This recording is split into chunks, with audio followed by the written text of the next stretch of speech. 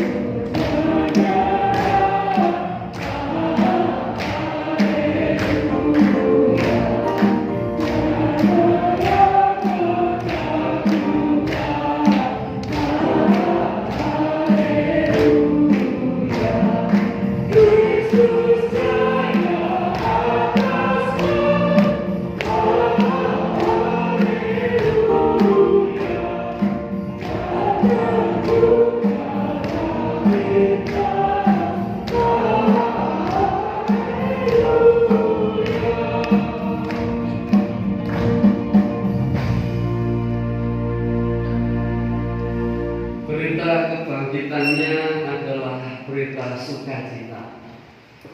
Ketika kita semuanya sukacita, berarti di situ ada hal yang menggerakkan diri kita, ada hal yang merubah diri kita dari yang muram, sedih, dan penuh berharap.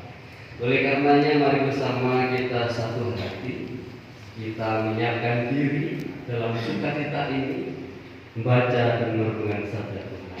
Mari kita berdoa. Diri.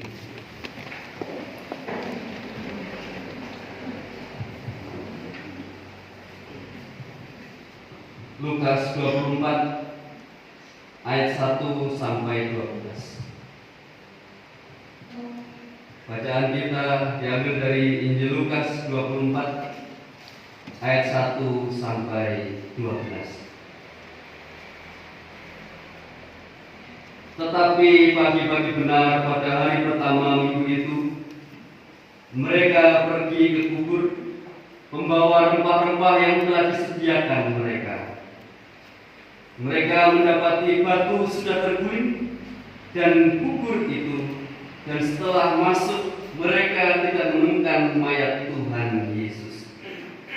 Sementara mereka berdiri termangu-mangu karena hal itu, tiba-tiba ada 2 orang berdiri dekat mereka, memakai pakaian yang berkilau-kilauan. Mereka sangat ketakutan dan menundukkan kepala. Tetapi kedua orang itu berkata kepada mereka,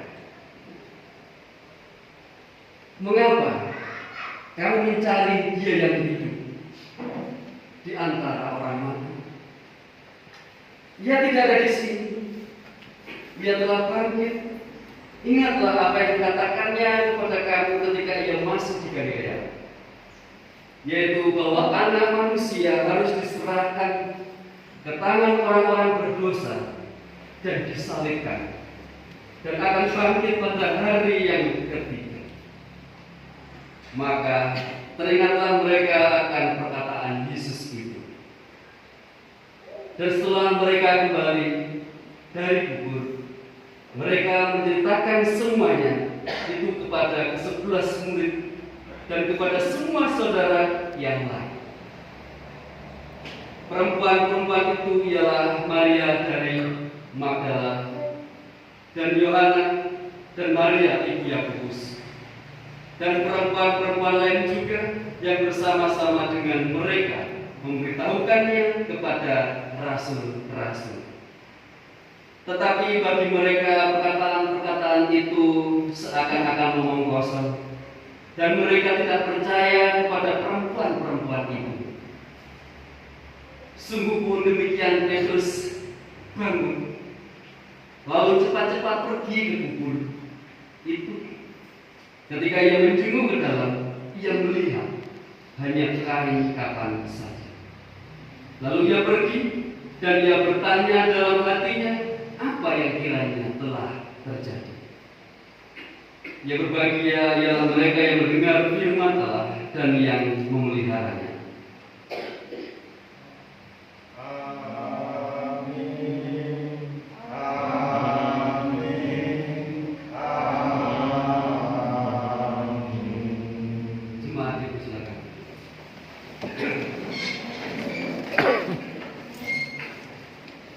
Shalom Bapak Ibu. Shalom. Bapak tasik ngatur nih. Shalom. Shalom. Saat ini hari yang sukacita Bapak Ibu. Petang puluh dino bulan Panjenengan Tirakan 40 hari. Kamis putih kita menghayati bagaimana Madatun yang baru, terus kemudian Jumat Agung, bagaimana kita dengan sungguh meratapi kesengsaraan Yesus dan mati di kayu salib. Sabtu Sunyi, bagaimana kita menghayati kesendirian Yesus di dalam kubur. Dan tepat saat ini, pagi-pagi kita tadi pagi ikut yang pagi-pagi kita kesini Pak Tris melihat gereja kok kosong, ya memang kosong. Bukan Yesusnya yang kosong. Pagi-pagi buta kita ke gereja. Tadi saya ketika Pak Rianto mengatakan warta lisan, saya di depan, saya perhatikan di balik yang miliki ngeke matahari tenang ke etan. Padahal timur bagi saya di sana, ya di kono matahari, tapi tetap saja pikiran saya kalau itu ya Allah. Tapi ketika melihat oh iya ya, saya masih bisa menikmati pagi ini, saya bisa menikmati suasana yang sungguh membangun diri saya. Ayo, isu sudah ngantus, senajan turun jam setengah loro, wah jam setengah 4 harus bangun. Mandi biur sebelum mandi, membereskan segala sesuatu. Ternyata itu pun menjadikan ya ini semangat. Kalau biasanya bangun tidur jam setengah 2, bangun jam 5, Pak, rasa sudah kata. Tujuan siji, bukan karena rasa pendeta yang lain tidak, tetapi ada pengharapan di situ. Zaman waktu saya masih KPAR, anak-anak kalau udah ngomong Paskah, merasa turun. Besok aku itu udah piloyo. Oke. Ketika nggak bisa tidur, kemudian belum digugah saya bangun duluan. Entah langsung ada alarm tersendiri di dalam otak saya. Dan itu sukacita. Meskipun pada waktu itu pokoknya Paskah ndok. Habisnya ada Paskah menurut ada jamu. Dan itu semuanya ternyata sama seperti para murid. dan juga para perempuan. Nah, di sini diceritakan kenapa ke perempuan, Bapak Ibu. Dalam bacaan kita Lukas 24 ayat 1 sampai 12, di situ panjenengan pirsa, perempuan-perempuan itu ialah Maria dari Magdala dan Yohana dan Maria ibu Yakobus dan perempuan-perempuan lain juga yang bersama-sama dengan mereka memberitahukannya kepada Rasul. Berarti yang pagi-pagi buta pergi ke kubur itu para perempuan. Dan ketika seperti itu saya langsung ingat, oh iya, pagi-pagi buta sing dapur itu ibu-ibu. bapak luwe soalnya juga. Iya, pagi-pagi buta sing persiapkan segala sesuatunya. Kopi ya istri saya tadi, ada istri saya bahagia loh ya. Pagi-pagi buta permak klotek baik berarti kopi. Nah, perempuan, ketika berduka perempuan itu pun juga yang senantiasa nangis orang-orang mana-mana. Dan itu kan bukan salah. Dan ketika ditinggal Kristus mati di kayu salib, terus kemudian malamnya saya yakin seperti bapak-bapak semalam di sini, seperti Mas Bagus yang menantikan Mas Wahyu atau Dr. iki apa ning dalan. Terus kemudian ketika panjenengan berduka ditinggal oleh orang terkasih, mulai asal bengi turu ra iso kelingan sing. Nah itu. Dan itu tentunya menjadikan para murid terjaga. Dan para perempuan murid Kristus seperti itu juga terjaga. Dan betul, pagi-pagi buta saking kepingin eruwe, isu putuput res, udah. Akhirnya apa yang dapat ini? Kasar. Nah, di sini Bapak Ibu dan Saudara yang terkasih, ayat yang kelima menjadikan refleksi bersama. Mereka sangat ketakutan dan menundukkan kepala. Tetapi kedua orang itu berkata kepada mereka, mengapa kamu cari dia yang hidup di antara orang mati? Dia tidak ada di sini. Ia telah bangkit. Ingatlah apa yang dikatakannya kepada kamu ketika ia masih di Galilea dan menyampaikan lagi. Ketika kedukaan menutup bumi, ketika segala sesuatu yang menjadikan diri dan pikiran kita terfokus kepada kedukaan atau permasalahan di situ, akhirnya kita dan juga hal yang disampaikan pesan Yesus lari. Wong kadang kalau ketika buku sak buku-buku kontak sing digowo udah dipegang gini, nanti ya kunci mau mulai apalagi yang panjenengan pakai kacau-kacau lipat. Kacamata pun gitu ya, padahal ini mana ini, padahal nggak ada. Ketika ada suatu fokus dalam diri dan itu menjadi mengganggu fokus hidup kita yang lainnya. Dan disitulah sama ketika orang bersedih, berduka, sangat kepingin-pinginnya ketemu yang menyari dan sebagainya itu kuburnya. Mereka lupa. Dan lupa ini pun tidak hanya menimpa para perempuan. Panjenengan bersani di ayat 12. Sungguh pun demikian, Petrus bangun lalu cepat-cepat pergi ke kubur itu. Ketika ia menjenguk ke dalam, ia melihat hanya kain kapan saja, lalu ia pergi dan ia bertanya dalam hatinya, apa yang kira-kira telah terjadi? Apa yang kira-kira telah terjadi? Nah, pertanyaan ini pertanyaan kok ya aneh banget. Padahal ketika selama hidup bersama dengan Yesus, Yesus pun juga menyampaikan kepada Petrus terus sampai mengatakan kepada dirinya, apa yang kira-kira telah terjadi? Apa sih kita kasih ini? Mana apa ini? Di situ pun Petrus pun juga tidak paham, lari. Nah, Bapak Ibu dan Saudara terkasih, ada benang merah yang menjadikan kita bersama-sama untuk menghayati kebangkitan Kristus. Sejatinya, cerita Yesus adalah cerita yang tidak mungkin. Cerita yang tidak mungkin terjadi, yang dialami oleh manusia dengan bentuk apapun.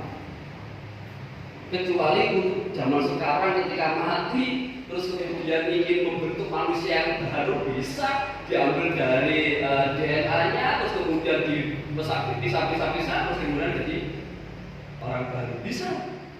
Tetapi tidak mengkreat, tidak menghidupkan orang yang telah mati untuk hidup lagi. Cerita Tuhan Yesus ini adalah cerita yang omong kosong bagi orang yang percaya. Cerita Tuhan Yesus, kebangkitan Tuhan Yesus ini pun menjadi cerita yang hanya cerita saja, bukan iman dan tidak meyakinkan. Kok semua orang itu? Loh, para perempuan itu, sing kudune ngomong, oh iya, lali. Dan para murid dan Petrus itu kan kalau dicerita dalam setiap kitab Injil itu kan Petrus itu kalau nggak ada bukti aku bakal percaya. Dan di situ pun ternyata kisah kebangkitan Yesus tidak merubah egois manusia yang tetap angkuh mempertahankan keyakinannya sendiri. Nah, tetapi Bapak Ibu dan Saudara, ketika saat ini kita bersuka cita, Gusti sampun dulu. Kita bersyukur melalui bacaan kita ini, kita diingatkan oleh ini. Dibayar kita dan kalau percaya kepada kebangkitan Yesus, percaya dengan kita Pak.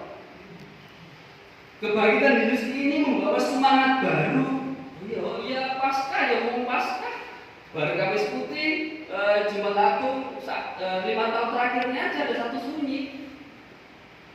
Iya, 5 tahun terakhirnya aja ada masa Prapaskah, ada Rabu Abu, Rabu Abu, Minggu Palmarum, Kamis Putih, Jumat Agung, Sabtu Sunyi, terus Paskah, ya gitu saja.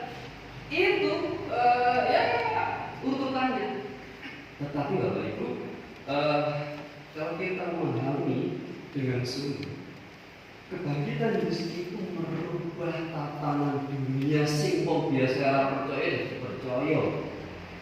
Orang mungkin mau mati kulit meneh. Dan di situ pengharapan saya dan panjenengan sebagai umat percaya. Seperti yang dalam tema bersama, kebangkitan Kristus menumbuhkan harapan dan keberanian. Harapan bahwasanya keluar panjenengan di dalam dunia.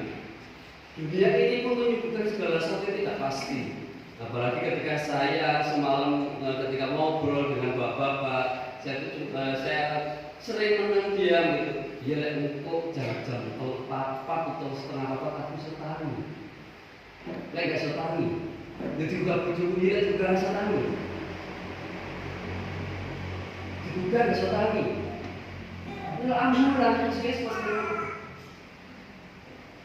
Dan ini adalah pengharapan. Tuhan Yesus bangkit. Itu ada pengharapan, ada kemenangan orang Kristen.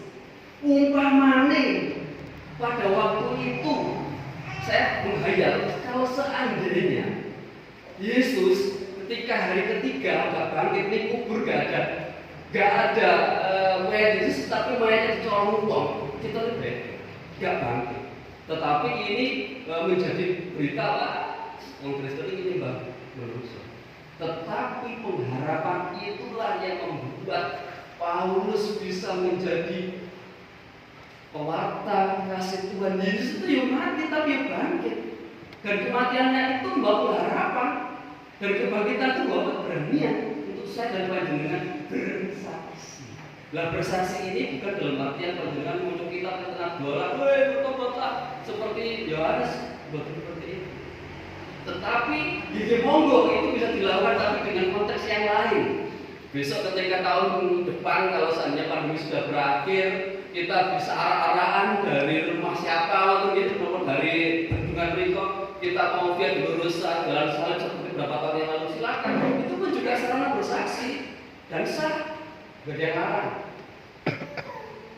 Nah, ketika seperti itu kita diingatkan lagi, ya wis tirakat utang kulo tirakat apa, yo tirakat orang poya-poya, tirakat orang ini dan sebagainya dan segala sesuatu yang kita sisihkan itu, baik berupa uang dan barang itu pun juga bisa berguna bagi siapapun sekitar kita. Kalau kita Dewi cuma ada Bandung, sosialnya namanya Asoka. Saya sampaikan lagi, apresiasi buat panjenengan semuanya dalam tirakat menghasilkan rupiah yang sangat besar, 5 juta lebih. Dan barang ada beras, ada gula, ada apa banyak hal. Loh, ternyata kutang dino dalam aku tirakat, kita tirakat menghasilkan untuk orang lain. Nah, ketika semangat bersaksi itu dalam bertirakat monggo, kita lanjutkan, oh ternyata saya itu bisa menjadi harapan orang lain. Dan saya pun juga berharap untuk hal yang baik. Dan kemudian berani meneruskan tirakat yang baik ini dalam hidup kita. Ibarat kalau tirakat itu puasa, lewis biasa nahan duit. Berarti nanti ketika sudah selesai tirakate, di situ mensyukuri berkat Tuhan semakin lebih dan lebih. Kalau sudah biasa tirakat melakukan A, B, dan D, berarti ketika sudah selesai tirakatnya, saya sudah terbiasa melakukan itu. Disitulah keluar panjenengan ada perubahan. Kiranya kebangkitan ini merubah diri kita yang biasanya sosok ini, tetap ada pengharapan. Gusti Yesus membawa pengharapan. Tuhan Yesus bangkit ada keberanian mengatakan hal yang baik, meneruskan tirakat kita, meneruskan asoka kita yang lainnya. Dan itu memberkati kita semua.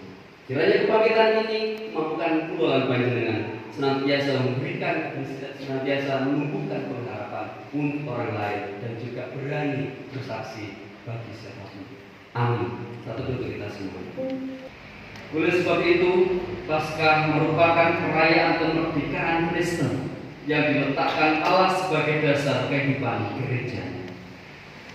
Andai kata Kristus tidak dibangkitkan, maka sia-sialah pemberitaan Injil dan iman Kristiani. Demikianlah kata Rasul Paulus dalam 1 Korintus 15 ayat yang ke-14. Gereja di sepanjang abad merayakan hari kemenangan ini dengan sakramen perjamuan kudus. Sebab Kristus senantiasa mengajak kita untuk bersatu dalam kemenangannya, sekaligus bersatu dengan tubuh dan darahnya. Seperti yang difirmankannya demikian. Aku sangat rindu makan Paskah ini bersama-sama dengan kamu. Lukas 22 ayat 15. Oleh karenanya, mari kita bersama memuji nama Tuhan dari Kidung Jemaat 202 bait 1 dan yang kedua.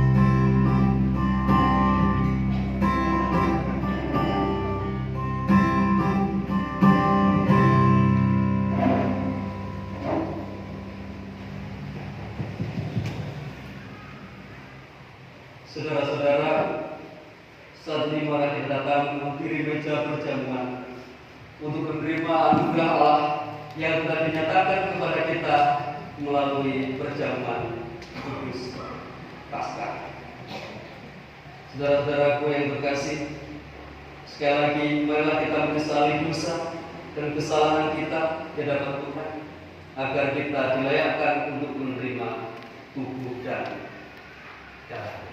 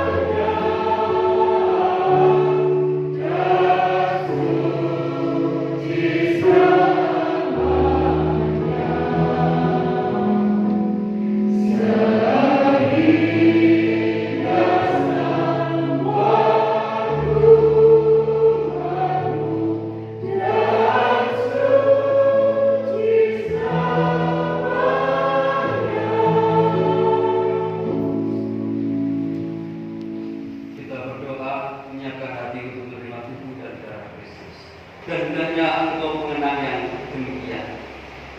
Ketika merayakan perjamuan Paskah bersama dengan para muridnya, Tuhan Yesus mengambil roti, mengucap berkat, dan lalu mengucap-ucapkannya dan memberikannya kepada para murid sambil bersabda, "Terimalah dan makanlah. Inilah tubuhku yang telah dipecah-pecahkan bagi kami. Demi pengampunan dosa, perbuatan ini menjadi peringatan akan kematian dan kebangkitan, serta pengampunan akan dosa-dosamu dan menanti kedatangan."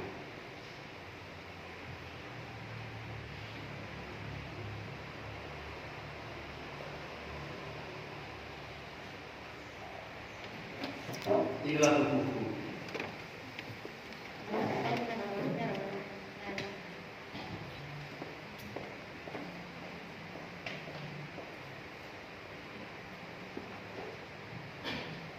Dan bagikanlah saudara-saudara.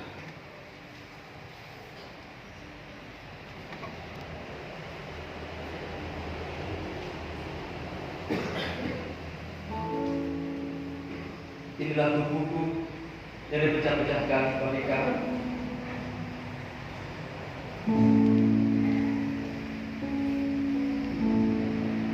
Untuk menebus dosa-dosamu.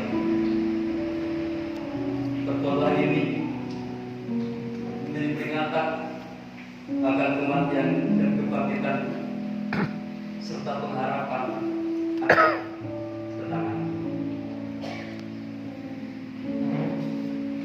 Terimalah ini. Inilah tubuhku yang dipecah-pecahkan bagi kamu. Demi pengampunan dosa. Perbuatan ini menjadi peringatan akan kematian dan kebangkitan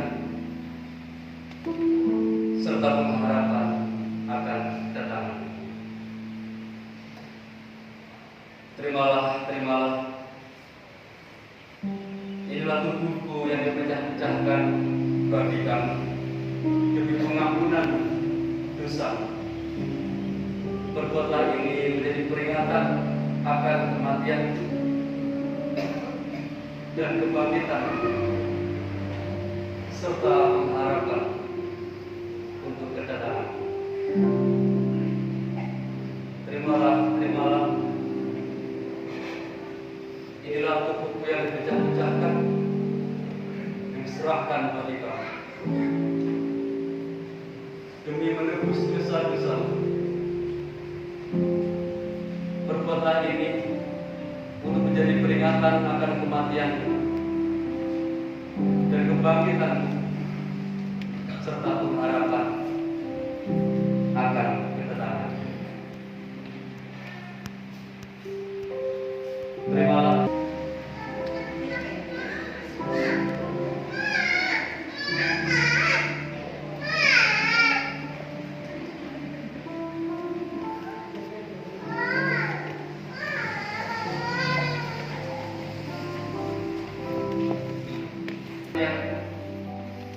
Dan kebangkitanku serta pengharapan akan kedatangan.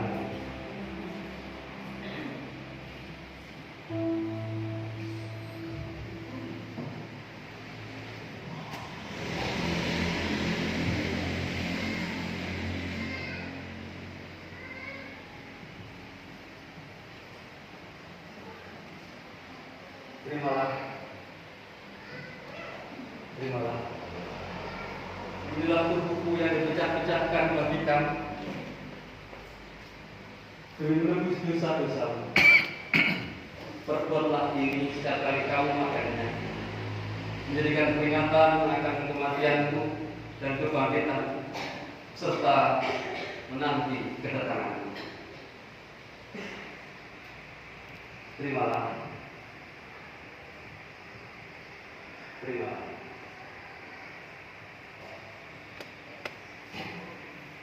Inilah tubuhku, terimalah dan makanlah.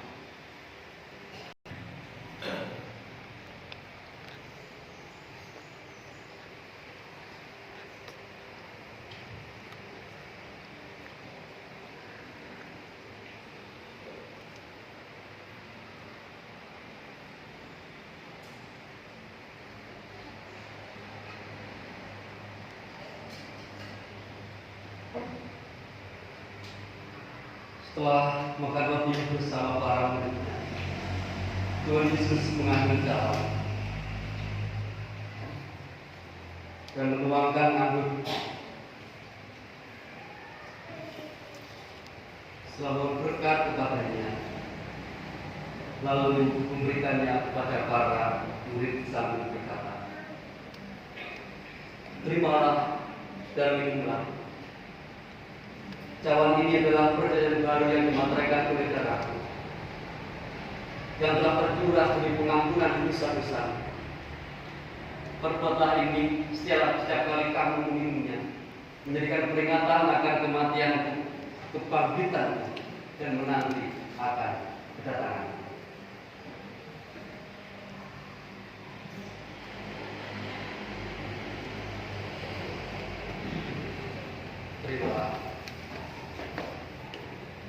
Terimalah dan berikan.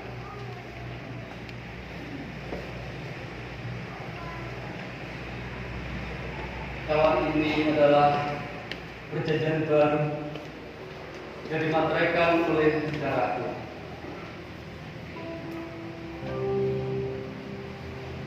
yang tercurah demi dosa-dosa. Perbuatlah ini setiap kali kau minumnya, menjadikan peringatan akan kematian dan kebangkitan serta pengharapan akan kedatangan.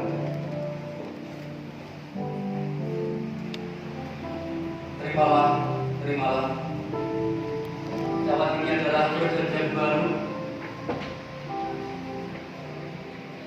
yang dimateraikan oleh darahku, yang telah tercurah demi pengampunan dosa. Perbuatlah ini menjadi peringatan akan kematian dan kebangkitan serta pengharapan akan kedatangan.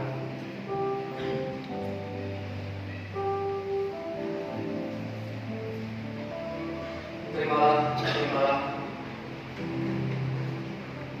Cawan ini adalah perjanjian baru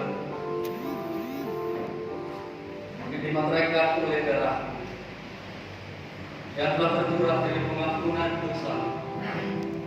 Perbuatlah ini setiap kali kamu minumnya, menjadikan peringatan akan kematian dan kebangkitan serta pengharapan akan kedatangan.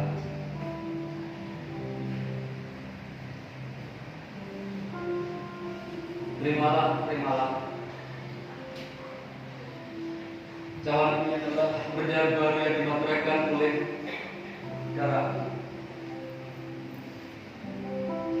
yang telah tercurah demi pengampunan dosa. Perbuatlah ini untuk menjadi peringatan akan kematian, kebangkitan, serta menanti kedatangan.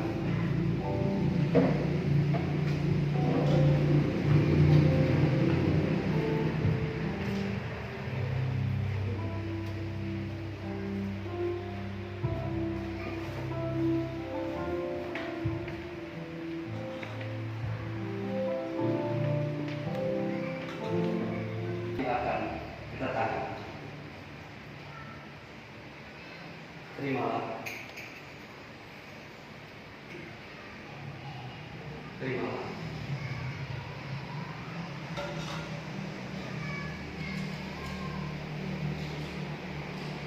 Inilah darahku, terimalah dan sekarang minumlah.